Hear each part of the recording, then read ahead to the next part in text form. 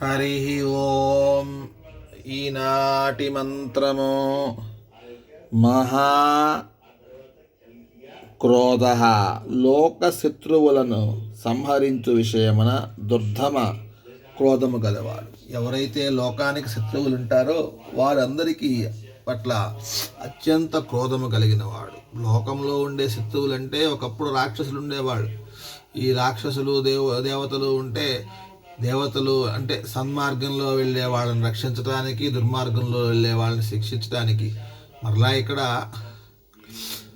రాక్షసులందరూ దుర్మార్గులను కాదు, రాక్షసుల్లోనే ఆయనకి అత్యంత ప్రీతిపాత్రుడు, ఆయన చేత అత్యంత కనుకరించబడిన వాడుగా బలిచక్రవర్తి, ప్రహ్లాదుడు వీళ్ళు రాక్షసులే. అంటే అక్కడ రాక్షస ప్రవృత్తి ముఖ్యం, పుట్టుకతో కాదు. అదేవిధంగా పుట్టుకతో బ్రాహ్మణుడైన రావణాసురుడికి రాక్షస ప్రవృత్తి ఉంది కాబట్టి అతన్ని సంహరింపజేశాడు. అలా ఎవరైతే లోకానికి ద్రోహం చేస్తాడో వాళ్లకు ఆయన అత్యంత క్రోధుడు వారి పట్ల. అలాగే కలియుగంలో వచ్చేసరికి ఆ రాక్షసులు దేవతలు ఇద్దరూ కూడాను మనలోనే ఉన్నాడు.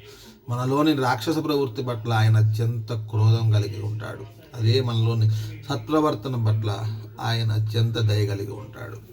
అలా మనలోని రాక్షస ప్రవృత్తిని ఎప్పుడైతే మనం తొలగించుకుంటామో అప్పుడు ఆయన ప్రసన్న వదనుడు, లేదా ఆయన ఎప్పుడూ కూడాను మహాక్రోధుడే.